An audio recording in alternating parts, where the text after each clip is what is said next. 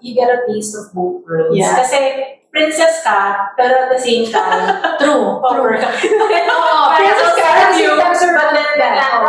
ito na ako, New York, you're Tom. Like, alam mo, so this thing gets more like, katulad dito, like, even like yung sila ate, sila kuya, like, you understand the struggle nila. You become more empathetic. Oo, parang yun yung na-appreciate. Hindi naman sa dahil na tayo empathetic before, pero Iba lang talaga kasi napagdaanan mo. So, alam mo yung pinagdadaanan. pag nasa aircraft ka, lahat kasi nakakausap mo, lalo na pag supervisor ka na, di ba? Like, catering, Yes.